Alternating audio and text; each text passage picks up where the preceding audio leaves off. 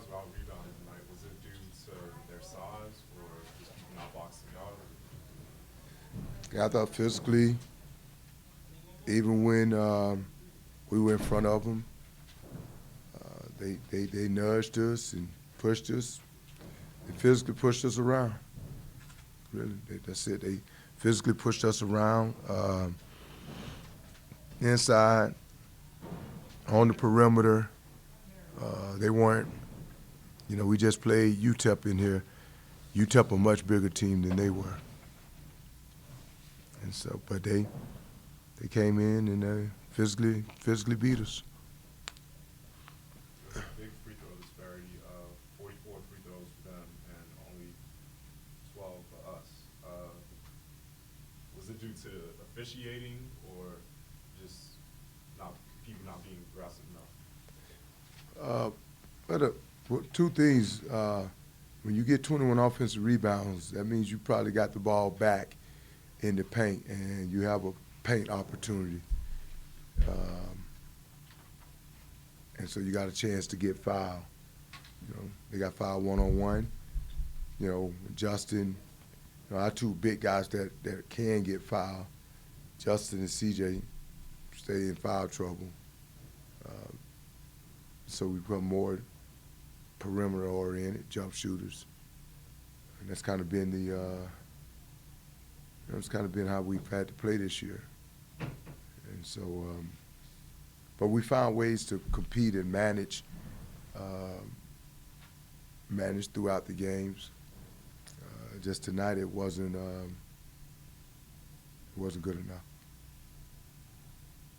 Both Justin and CJ, they didn't attempt many shots tonight. Was it just a It's hard to temper shots from the bench. They don't count. They don't count those. They don't count those from over there. Yeah. So, CJ played 11 minutes, but those 11 minutes could have been part with Justin, and he got 3 attempts up, 2 free throws. But we ran things. We look at our play calls each game. We have just as many plays going inside. We get it inside, and they double down and dare you to throw it back out. We've had open shots. We had 37 three-point attempts, and I guarantee you 30 of them were wide open. You have to make shots. So that's what they depend on. If they can, double down on Justin and kick it back out, guys have to be able to make shots. But Justin and CJ have to stay inside, stay out of foul trouble. Because if they get in foul trouble, we don't have a guy to get us the inside presence, and we don't really have wings that attack the basket and get to the free throw line. We haven't had that. That's a mix that we have to add to our program. That we have to add guys. What we have is guys on the perimeter that can catch and shoot the basketball, but you can't live off of that unless it is coming inside out. So. Would you like to turn that balance around, Coach? Obviously, you'd like to get more points in the paint, I would think. Absolutely. And less three-point shots, right? Absolutely.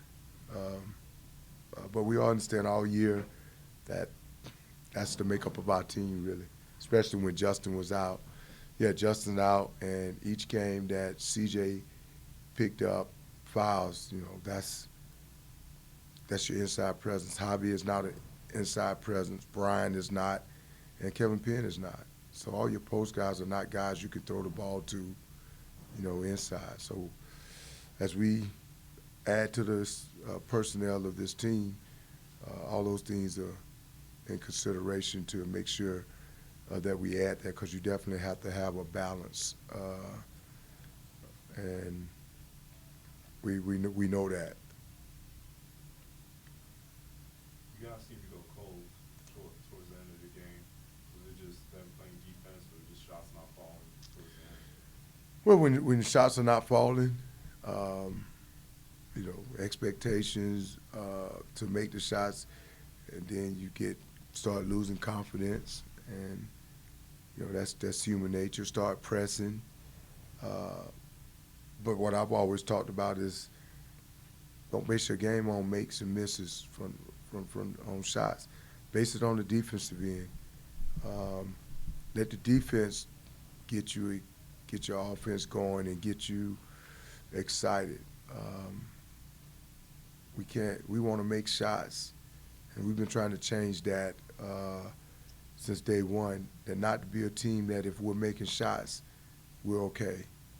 And that's it's hard to change, and that's on me to change it, and I'm here to change that. But you can't win, and you can't win consistently basing your game on just scoring to generate to generate your energy into the game. If you do, you got to be really, really, really talented.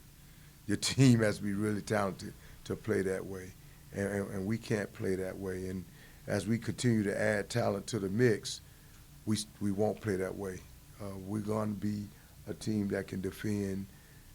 We're going to get better rebounding and protecting the paint, and we're going to be able to get to the free throw line. That's on me to make sure that becomes more staples of our program. And when we do that, we'll be able to win more. Coach, thoughts on Sherman for that? He really had a strong ball game, 28 points, 15 rebounds. Played great. Played to his strength. They were simple. We talked about that coming in. The team is, some of the guys have been there. They've been losing as well.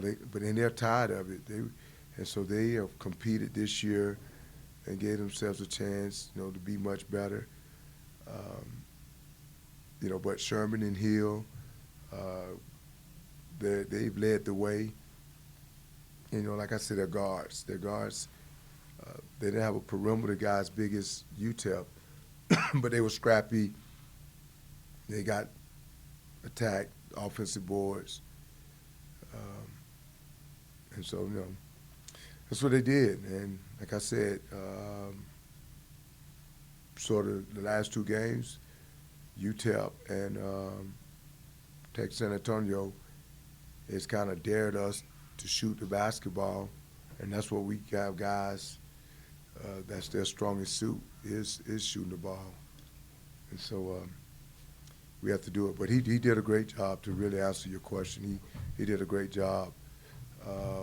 We thought with his width of his body that he was sort of like Thorne with UNC Charlotte, and we've struggled with those type body guys this year because they get into our bodies, and even though they're not, they don't have great lift, they knock us off balance, and they're able to finish.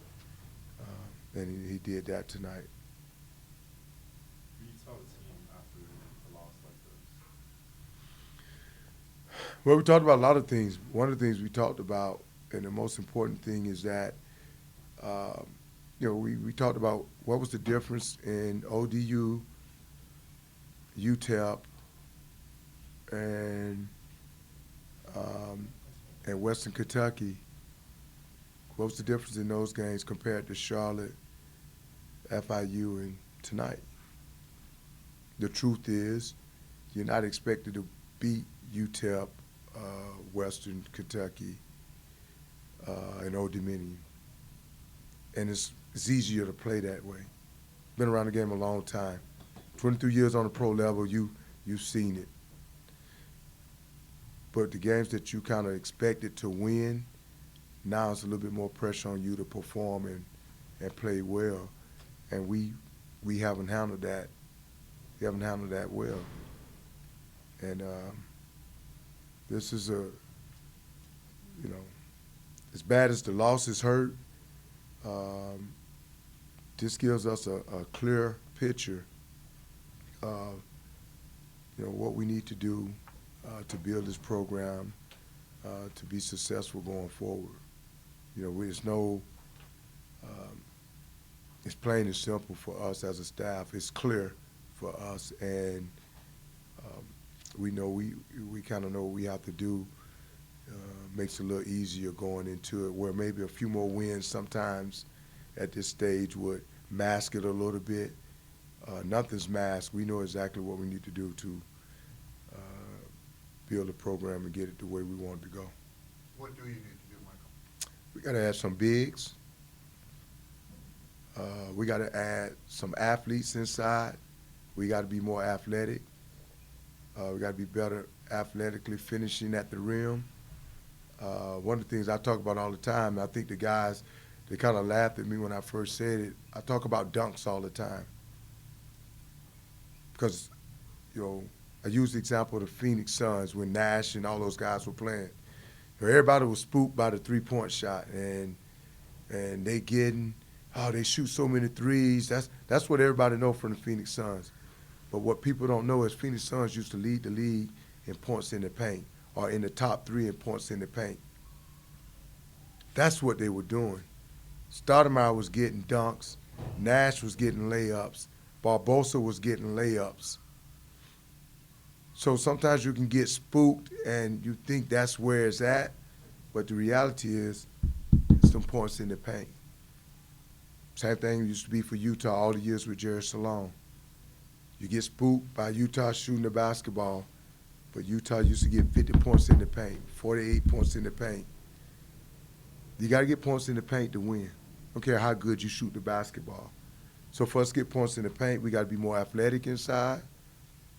For us to defend the paint, we got to be more athletic inside. On the perimeter, we got to be better defensively. Got to be bigger on the perimeter. We're very small on the perimeter right now. We got to be bigger. And on the wing, we got to add a different mix and make sure we add a guy, too, that can post up some and go off the dribble some and make plays more like some of the guys in this league has been able to do. So that's what we have to do with adding that. The other thing we talked to them about is the tendency is when you're losing games is to come in and individually have an agenda in the game. We've seen that last year on tape, and it's crept back in. We've seen it this year because we talked about it. We've had sort of 3 stinkers since we've had Justin and Dre back. So you say why when you got more of your talent back, but the reality is guys now start worrying about their playing time and minutes. That's just the truth. But the way you avoid all of that is have one goal. That goal is, what can I do tonight to help my teammates and my team win? And that's it. Can't play with no agendas. And when you expect it to play well or win, you got to step up to it. You can't play. It's easy being underdogs.